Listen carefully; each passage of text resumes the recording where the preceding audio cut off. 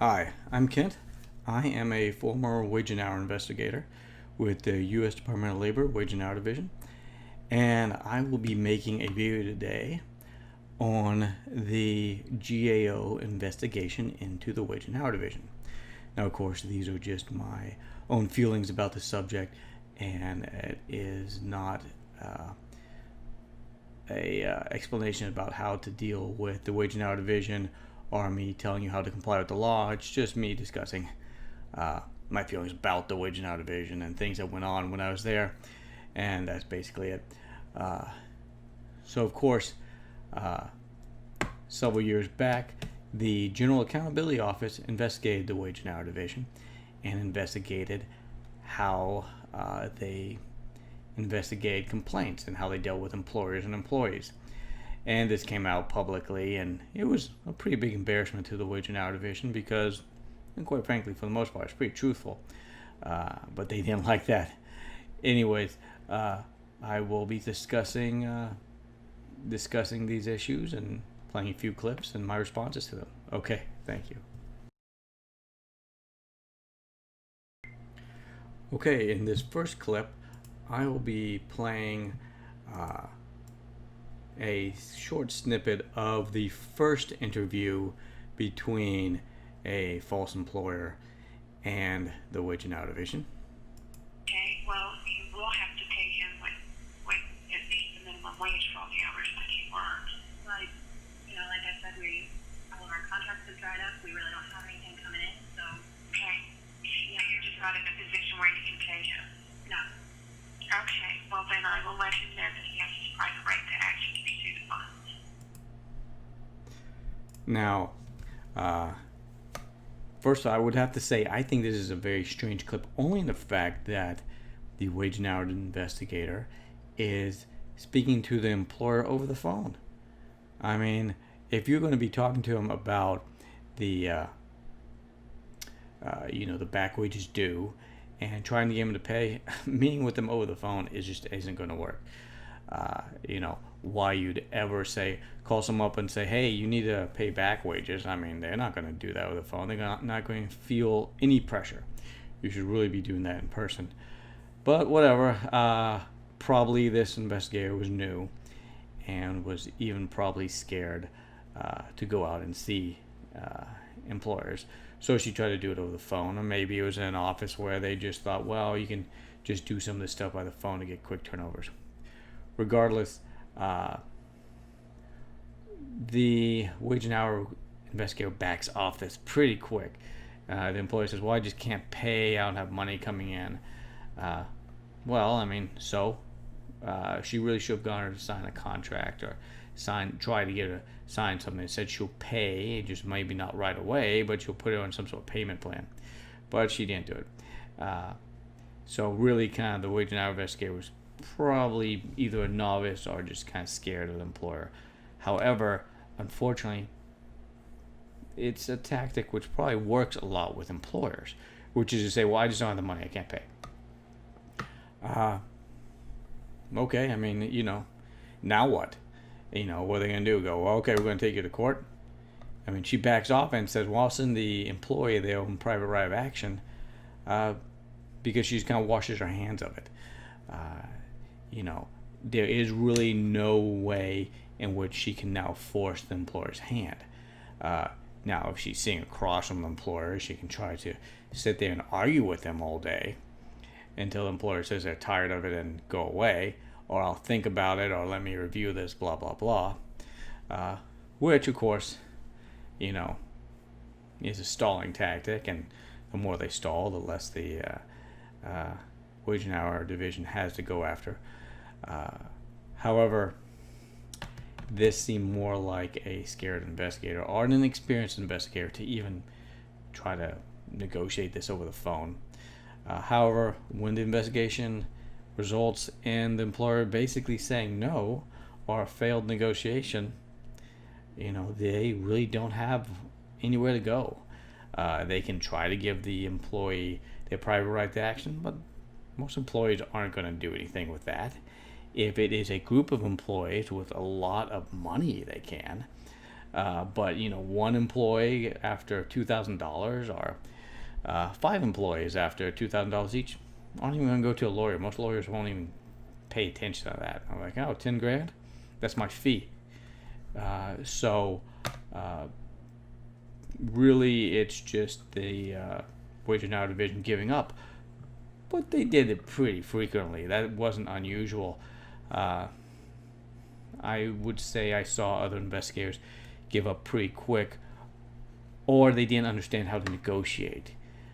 And because of that, they rolled over and played dead. They either said it's all or nothing, or they were scared, or they just didn't even understand the concept that you have to negotiate. So in the end, it's a pretty accurate result. The wage and hour division was embarrassed by it, but really there was nothing there which was fictitious or a lie. If the investigator didn't get compliance, they'd basically say, well, I'm going to send the employee their private right to action, because they know it's not going to court. They know they can't send it up to a solicitor's office.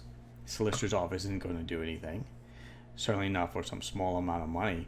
They're not even saying, well, I'll send this to my supervisor to review and they'll get back to you. She's just saying, I'll send it on, tell them they have their rights and private rights, and goodbye. Pretty accurate. That's basically what I'd say would be the final result of this.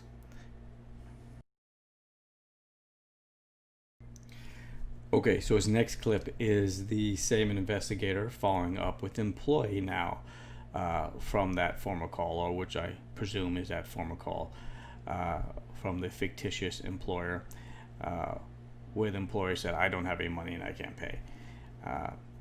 Now, when I listen to this, I see a wage and hour investigator who it's easier for them to try to tell the employee to go away than to fight with the employer. Once again, probably a new investigator or somebody who's scared of employers, or maybe just plain old lazy.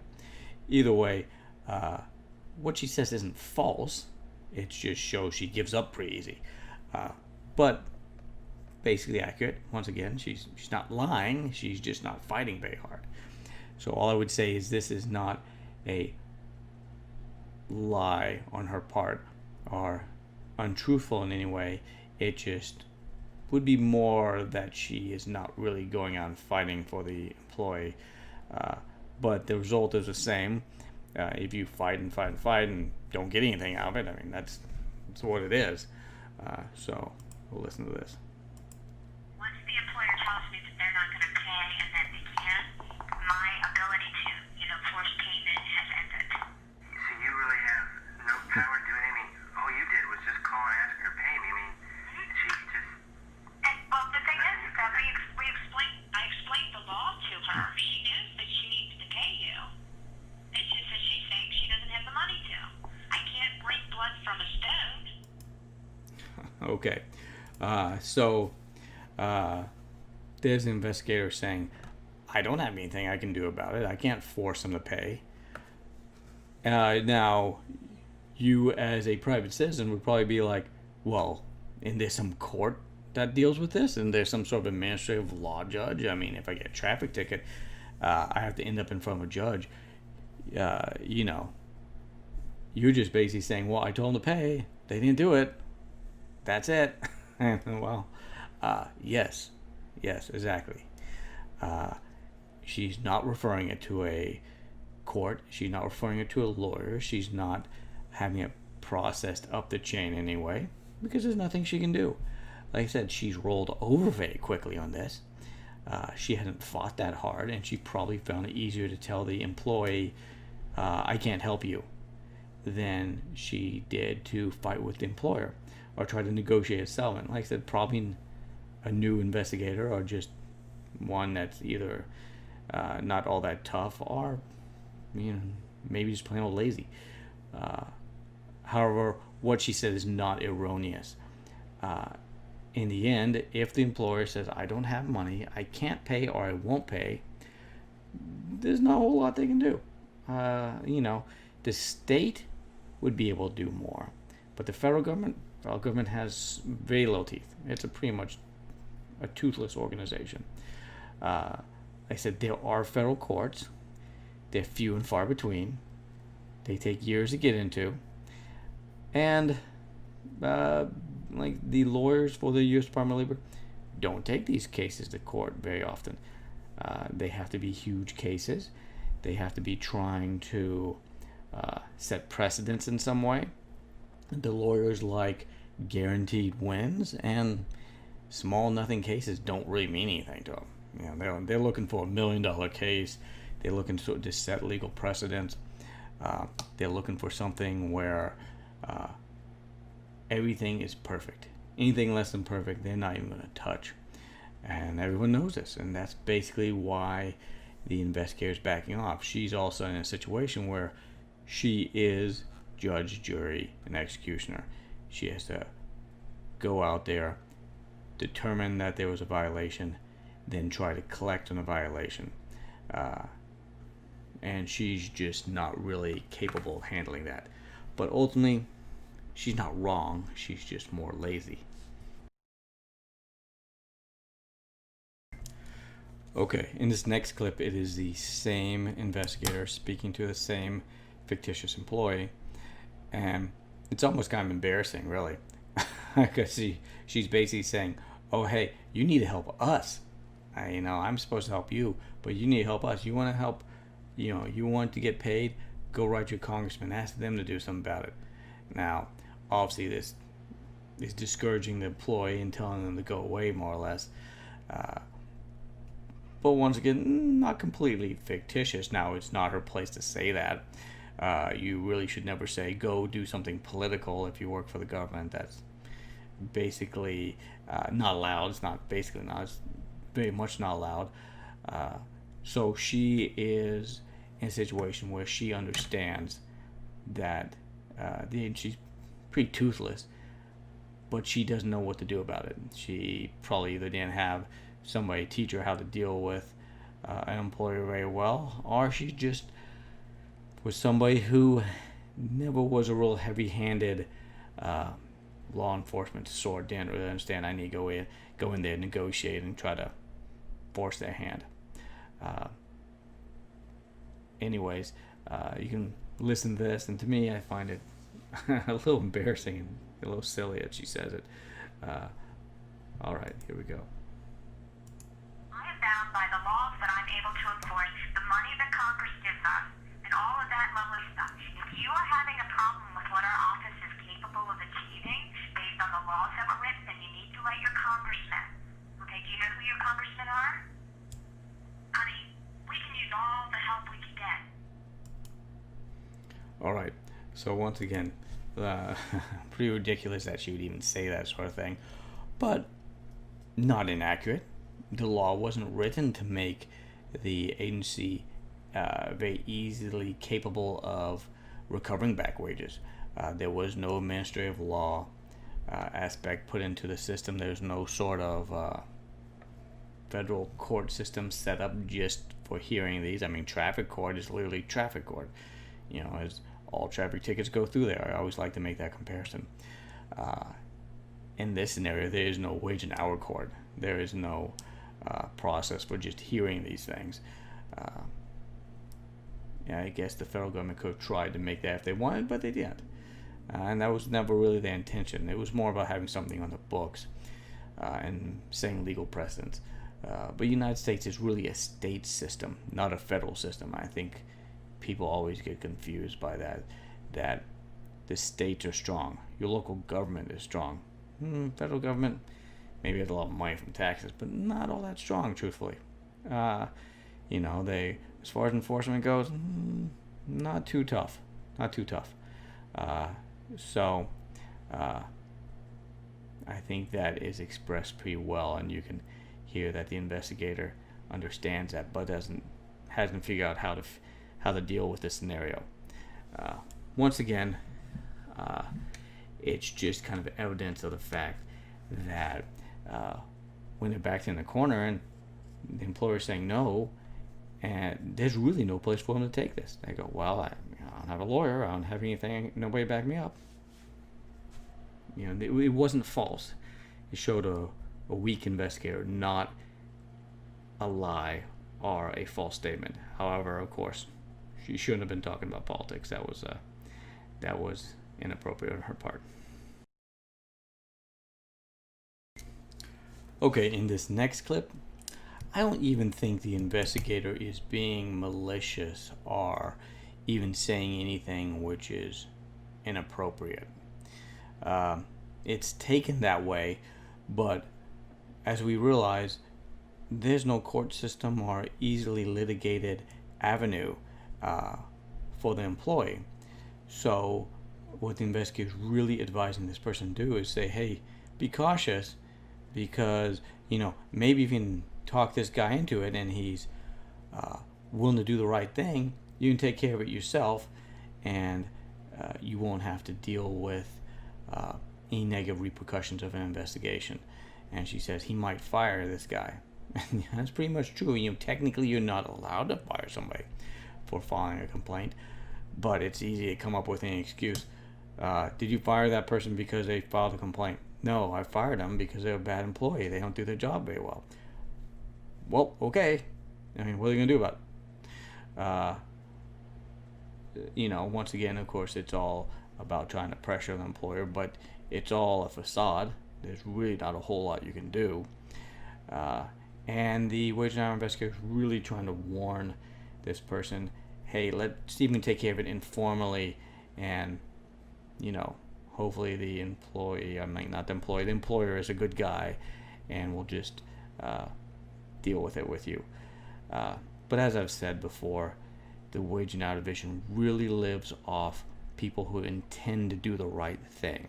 When they say we've uncovered $25,000 in back wages and had employees paid, well, it wasn't so much that they forced the employer, it's that the employer chose to do the right thing, or maybe they just falsely believed, and that's another aspect of this, but maybe the employer falsely believed there might have been some litigation.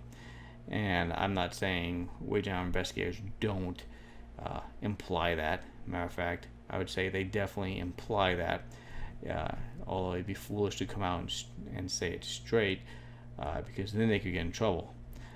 However, there is this assumption by a lot of not investigators, but employers, that they're going to end up in court somehow, and investigators frequently will, or generally will, let them believe that, and obviously it's beneficial if they let them believe that. They just shouldn't come out straight and say it, just don't deny it either, because you're not lying, you're just not really giving the full truth. But I'm going to play this little tape here, or this clip here. You sure you don't want to just have a nice conversation with him yourself? No, because he gets very loud and angry. Okay, well, here's another avenue that you can pursue. Okay. Do you have another job lined up? Okay, you might want to do that before you file a complaint with us. Because I can't guarantee that he's not going to fire you. Okay, so once again, obviously she really is kind of looking out for the good of this guy. She's saying, if you pursue this, it might be easier to pursue this, with yourself and your employer. Just pursue it informally, not get into any sort of real complaint, because it turns out people don't like being investigated by the government. It's kind of weird. I don't know what it is. They kind of get upset about it. Anyways, so she's telling this employee, get another job, because this guy's probably going to come back at you, which isn't unusual. And even if they don't out and out fire him, frequently what they'll do is they will change something about their pay structure, so it's just not nearly as beneficial for them to work there, which isn't wrong. Let's say you worked 60 hours a week. Say you're working 60 hours a week, you got 20 hours extra of straight time, you weren't paid overtime, but you were making 60 hours a week of pay. Well, expect after this that you won't be working that much. They're not going to be paying you overtime. they're just not going to be working you. So you'll end up making less overall because you're not going to be making that 60 hours straight time. You're not going to be paid extra overtime. And then frequently, if the negotiation has resulted in the back wages being very reduced, you get a little money and end up having a worse job. And so the overall effect isn't really all that positive frequently. And investigators understand this, and I think to some degree they probably even feel guilty that they know in the end the person who made the complaint probably isn't going to come out that well. They good chance they're not going to get back wages or going to get severely reduced back wages. And if they're still in the job, their job is not going to be as profitable or as enjoyable as it was before. And she's trying to warn this individual about that. Now for his next clip, this is probably the most interesting one for me, because after this occurred, I actually worked with this employee, with the wage and hour investigator. And once this came out, and of course the wage and hour division was hugely embarrassed, they wanted to get rid of all the employees. They went out there and they're like, okay, we're going to get rid of these investigators. And I remember the director of enforcement came out to talk to this guy. Well, I'd called the union steward up and said, hey, what's going on? Or this is what's going on. He actually gave me bad advice, the union president did. And he said, okay, when this guy comes out, you can't lie, because if you lie, you can be fired for lying.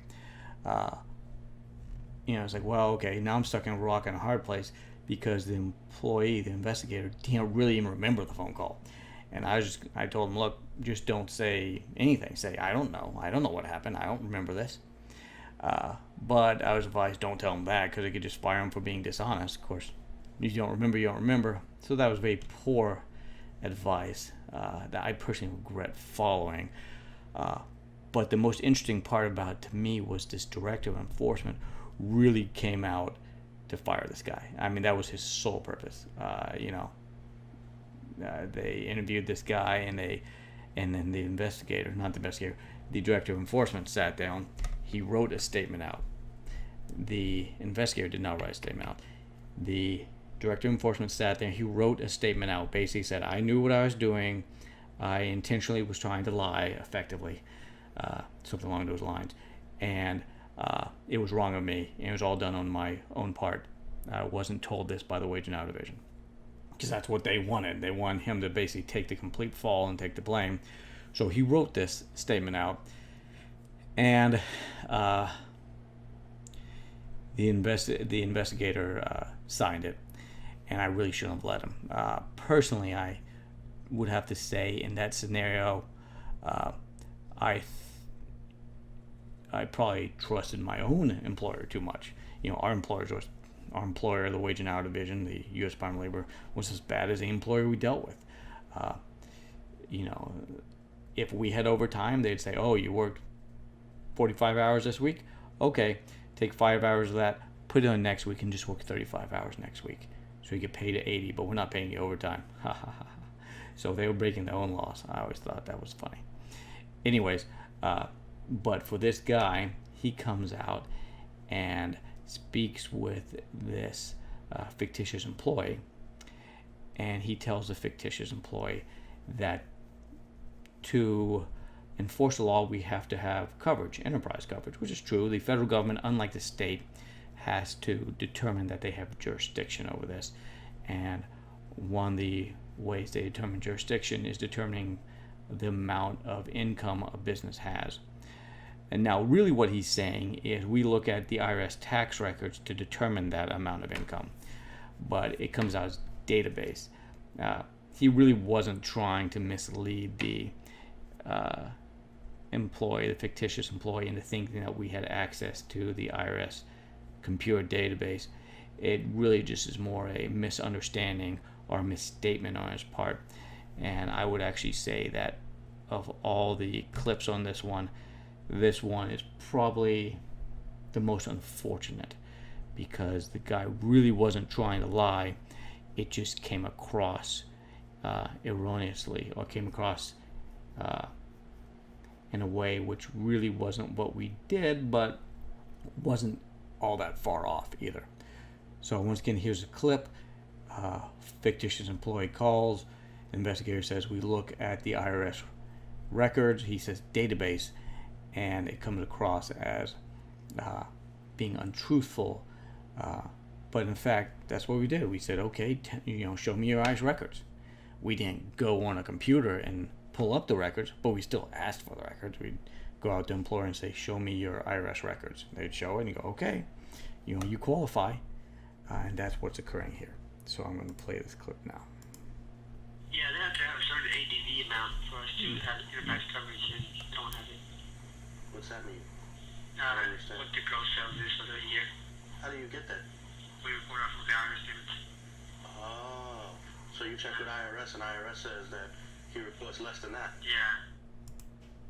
So once again, that wasn't really erroneous. It was more that it was, I'd say, misunderstanding. The investigator didn't stop and clarify his meaning.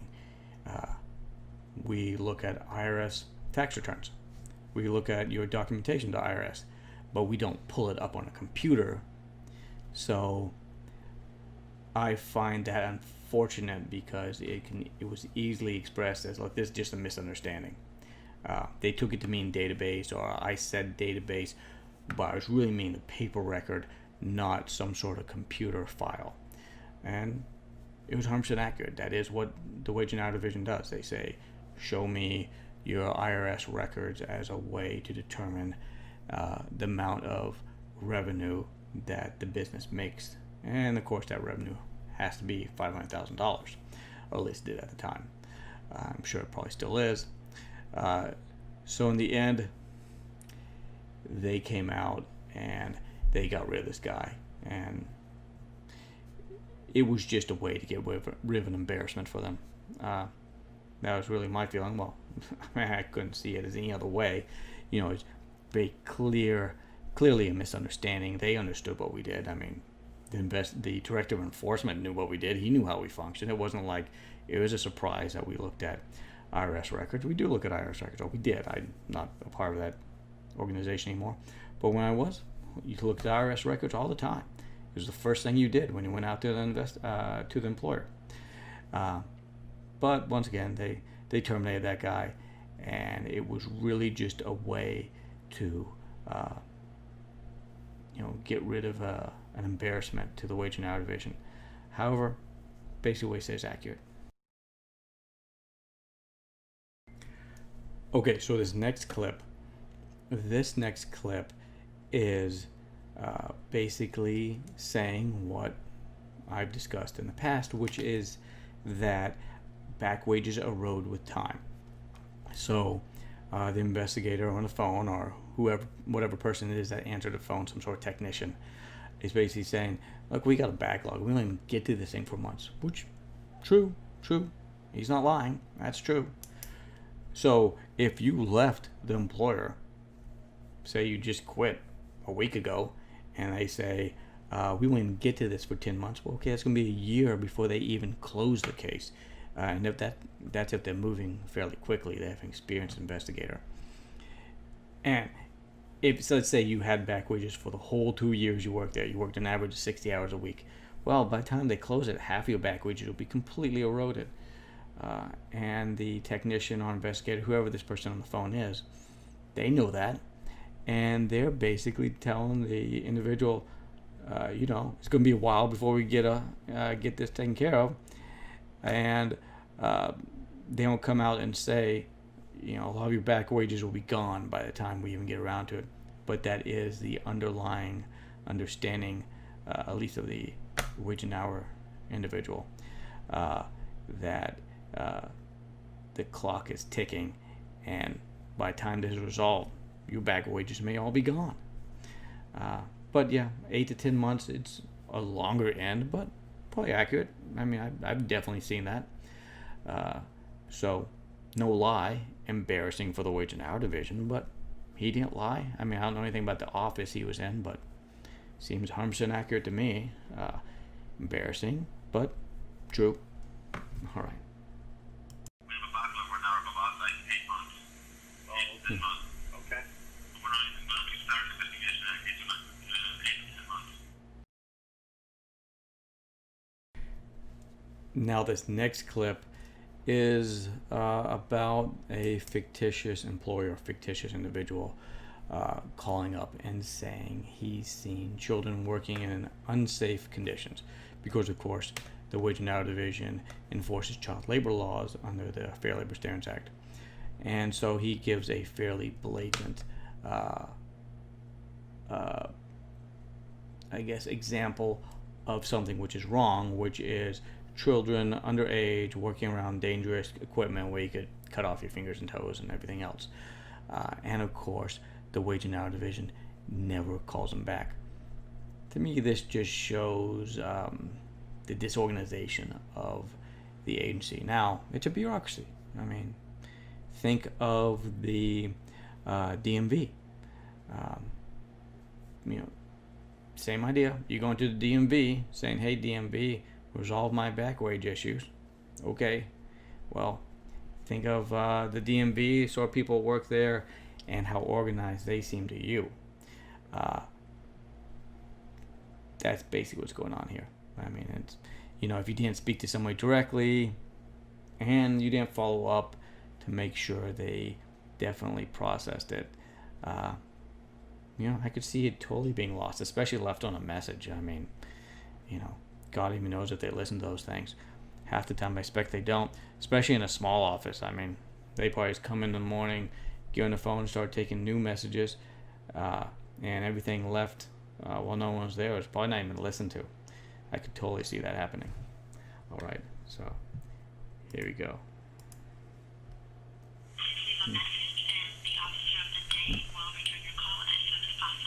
I've seen a place, I think it's called CP&D meat packaging or something like that, in Modesto, California. I've seen kids working there. I believe they're underage. They seem to be working all day, during school and working on some heavy type of equipment like I guess you call them circular saws, and the ones that the machine that makes like hamburger meat. Okay, so obviously children around circular saws meant to cut up meat, generally a bad thing.